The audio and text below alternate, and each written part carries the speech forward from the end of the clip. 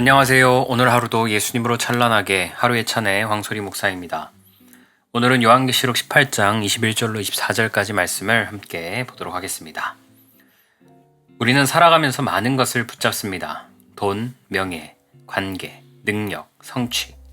이것들이 우리 인생을 지탱해 줄 것이라고 착각합니다. 그러나 하나님은 때로 우리가 의지하던 것들이 얼마나 허무하게 무너질 수 있는지를 보여주십니다. 그래서 계시록은 성도에게 이렇게 말합니다. 사라지는 것에 인생을 걸지 말라. 영원히 남는 분에게 내 영혼을 맡기라. 오늘 본문은 우리가 집착하던 세상의 바벨론이 어떻게 완전히 사라지는지를 보여주며 동시에 성도에게 진짜 안전한 곳이 어디인지를 알려줍니다. 계시록 18장 21절 말씀입니다. 이에 한 힘센 천사가 큰 맷돌 같은 돌을 들어 바다에 던져 이르되 큰 성 바벨론이 이같이 비참하게 던져져 결코 다시 보이지 아니하리로다.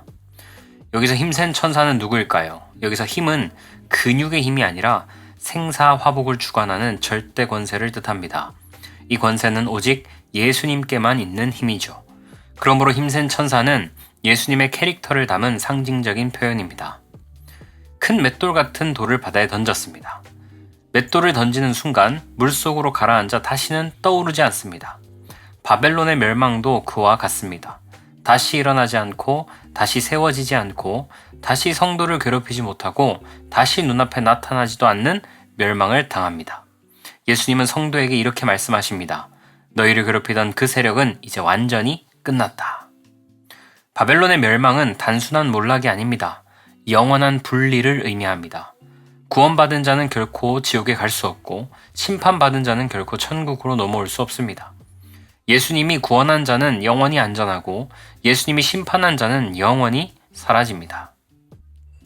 22절과 23절 말씀입니다.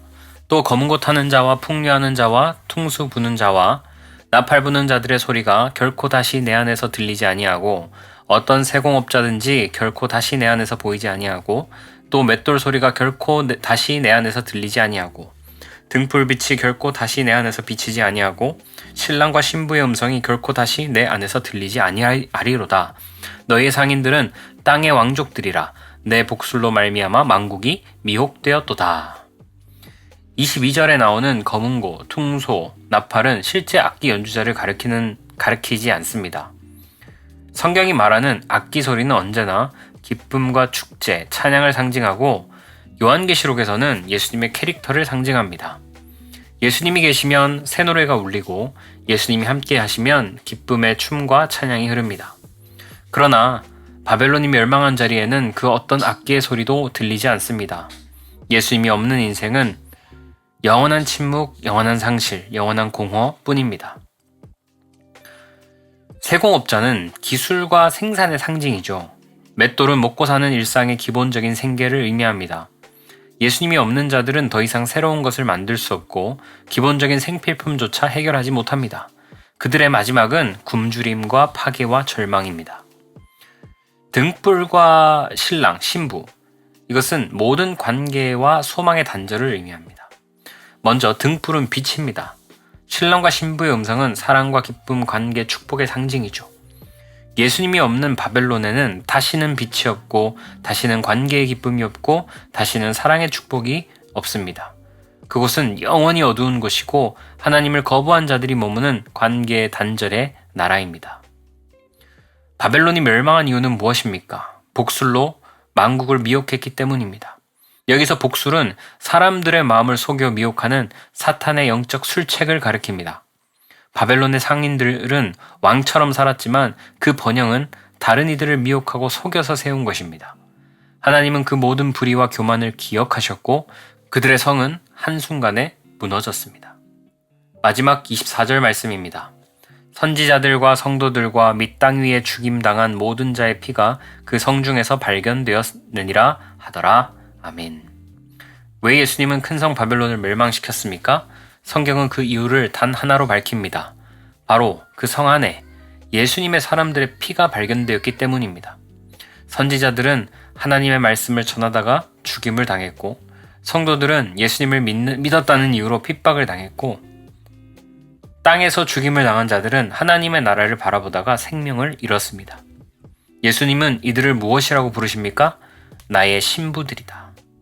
그들은 이 땅에서는 버림받고 짓밟혔지만 예수님에게는 영원히 사랑받는 존재들이었습니다. 그래서 예수님은 그들을 해한 모든 자를 그냥 두지 않으십니다. 그들의 피는 땅에 흩어져 사라진 것이 아니라 하늘의 보좌 앞에서 기억된 피였습니다. 예수님이 바벨론을 멸하시는 것은 단순한 심판이 아니라 사랑의 표현입니다. 예수님은 성도를 위해 자신의 생명을 버리셨습니다. 그렇기에 성도를 죽인 자들에 대해서는 심판을 미루지 않으십니다. 인간이 만든 신은 백성을 이용하다가 필요 없으면 버리는 존재입니다. 하지만 우리 구원자 예수님은 오히려 백성을 살리기 위해 자신을 버리신 분입니다. 그 사랑이 바로 바벨론의 철저한 멸망으로 드러났습니다. 예수님은 당신의 백성이 흘린 피를 한 방울도 잊지 않으십니다. 우리는 때로 억울하고 이해할 수 없는 일을 겪지만 예수님은 그 모든 눈물과 피를 기억하시며 반드시 의롭게 갚아주시는 분이십니다. 바벨론의 멸망은 단지 악의 대가가 아니라 예수님이 자신의 신부를 얼마나 사랑하시는지 보여주는 증거입니다.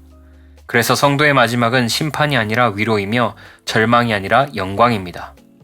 예수님의 심판은 무섭지만 그 심판이 성도를 위한 사랑의 방패가 된다는 사실을 기억할 때 우리는 기뻐하며 담대히 걸어갈 수 있습니다. 기도하겠습니다. 사랑해 주님 감사합니다. 오늘 말씀을 통해서 바벨론을 멸하시는 것은 단순한 심판이 아니라 성도를 향한 사랑의 표현인 것을 알게 하시고 바벨론이 멸망하고 바벨론이 무너질 때 우리를 잊지 않으시고 우리가 흘린 피를 잊지 않고 반드시 갚아주시는 그 예수님의 사랑을 알게 하시고 자신의 신부를 얼마나 사랑하는지 그 증거를 보여주시니 감사합니다. 오늘도 그 주님의 사랑을 덧입어 힘있게 살아가는 하루가 될 수 있도록 하나님 도와 주옵소서. 감사드리며 생명 주신 예수님 이름으로 기도합니다. 아멘.